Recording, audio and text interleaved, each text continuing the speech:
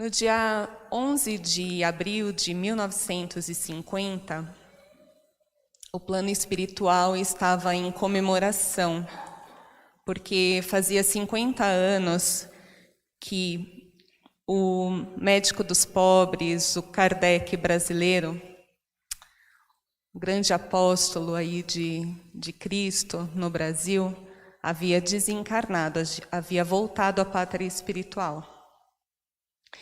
E uma voz no alto-falante anunciava então Adolfo Bezerra de Menezes Cavalcante. Ele estava muito feliz e não se sentia tão merecedor ali de toda aquela homenagem. Haviam mais ou menos 5.000 convidados.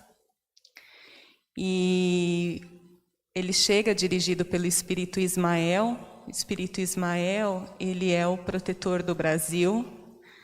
Nós aqui estamos, de certo modo, protegidos, né, pela égide dele. E Leon Denis, que foi um grande filósofo na época de Allan Kardec, também estava presente. Bezerra, ele fala que ele não merecia tudo aquilo e que ele transfere esse mérito para Maria Santíssima. E nisso chega Celina, a mensageira de Maria, e pergunta a ele, no sistema solar, em qual lugar que ele gostaria de habitar, uma vez que ele já havia evoluído o suficiente para isso. E o Bezerra, ele pede assim muito comovidamente, ele pede com muita humildade que ele não gostaria de sair do entorno do planeta Terra, que ele gostaria de cuidar das pessoas até o último sofredor no Brasil na época, que ele gostaria de ficar, né? E então Maria Santíssima concede que sim, que tudo bem, que então ele ficaria no planeta Terra. Com 100 anos da sua desencarnação, ele já faz parte, ele já lidera o movimento cristão no planeta, junto com outros espíritos. E não só agora fica mais à sombra das pessoas que estão em necessidade no Brasil, mas em todo o mundo. Ele lidera uma equipe de mais ou menos 10.000 médicos desencarnados.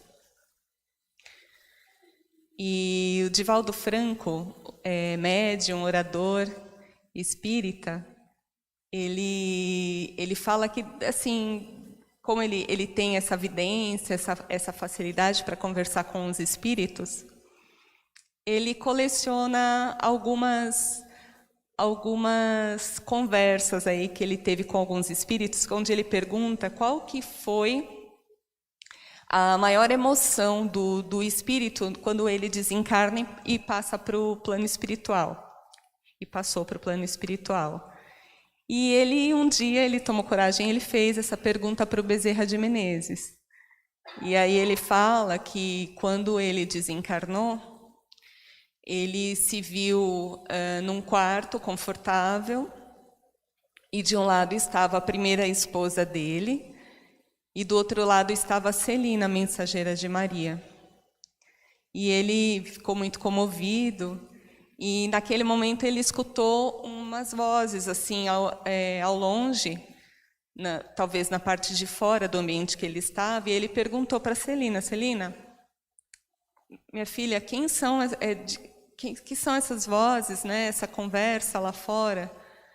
Então ela pega ele pela mão e leva ele até a sacada do quarto, onde dá para uma praça. E lá estavam milhares de pessoas ali aguardando vê-lo. A notícia do desencarne do Bezerra já tinha vindo na véspera, então ali estavam muitos espíritos que, quando estavam na Terra, o Bezerra ajudou. Mães que precisavam de ajuda com seus filhos, pessoas em situações de miséria que ele pôde ajudar de alguma forma. Então, eles estavam ali em agradecimento a ele. E aí ele fala para o Divaldo que ele não cabia de júbilo naquele momento e que sempre que ele lembra, ele se emociona muito. Porque também ele não sentia a vontade com aquilo, porque ele fazia pelo amor que ele tinha às criaturas, às pessoas, né? No século II, no século II, no livro Ave Cristo, que é o 5º livro de uma série de romances espíritas psicografados pelo Chico Xavier, começa com há 2000 anos e vai se seguindo, conta a história de Bezerra de Menezes, onde ele vivia nas Galhas Londonenses, à época, hoje é a atual França, era uma província do Império Romano, hoje é a França, e lá ele teve um orfanato, né, de muitas crianças que ele cuidou. Então, já de muitas outras encarnações, ele já vem com esse movimento cristão, esse movimento de compaixão, já sendo nutrido ali no espírito dele.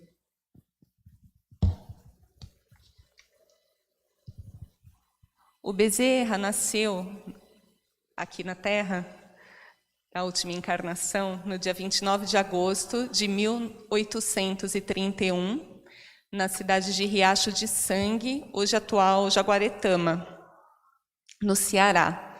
Só que ele se fixou no Rio de Janeiro, onde ele estudou medicina, e ele tinha uma vida muito simples no Rio de Janeiro. Ele morava num apartamento alugado e passava por muitas dificuldades financeiras nesse primeiro momento dele, né? E aí existem algumas histórias assim do quanto ele de alguma forma era amparado. Teve um mês que ele precisava pagar o aluguel e ele não tinha dinheiro para isso. E aí de repente apareceu um aluno querendo aulas particulares do Bezerra. E aí ele falou, não, tudo bem. Então combinou um horário, tudo, e o aluno resolveu pagar já o mês todo de aulas particulares. E o Bezerra não se sentiu à vontade. Ele falou, não, deixa, depois você me paga. Quando terminar o mês, você... E o rapaz insistiu, falou, não, eu já recebi essa mesada do meu pai, se eu não te pagar agora, eu vou gastar esse dinheiro, então é melhor ficar com você. E esse aluno nunca mais retornou. Mas aquele dinheiro foi suficiente para ele pagar o aluguel. E o Chico, ele conta uma história que ele sempre ajudava uma população em bastante necessidade lá em Uberaba. Eles se encontravam numa região de uma ponte ali, e num determinado dia o Chico não tinha nada para levar. E ele queria levar alguma coisa, mas ele não tinha nada. E aí nisso aparece o Dr. Bezerra de Menezes, já em espírito, ele já havia desencarnado. E aí ele falou, o que foi, Chico? Aí ele falou assim, doutor, eu queria levar alguma coisa para essas pessoas, mas não tenho condição. Ele falou, então vamos fazer o seguinte, pega a água, vamos fazer uma oração, fluidificar essa água e você leva para as pessoas. E aí ele fez, chegando lá, as pessoas também, de certo modo, tinham uma expectativa de receber alguma coisa, viram que não tinha nada, tinha apenas uma água fluidificada, que para eles talvez não tivesse uma representação muito importante ali, uma vez que estavam com fome, aí começaram a reclamar. Começaram a reclamar, e aí nisso se levanta uma das assistidas ali e falou assim, gente, o Bezerra, o Chico, ele está sempre ajudando a gente, nós agora que temos que ajudá-lo, quem que pode dar alguma coisa para o Chico? Então estava aquela confusão, aí nisso chega um caminhão, estava de noite um caminhão com os faróis acesos, aí desce um motorista e pergunta, quem que é Chico Xavier? Aí o Chico, ele fala, sou eu, né? Ele falou, ai, nossa, graças a Deus que eu te encontrei. Eu fui até a sua casa, aí chegando lá você não estava.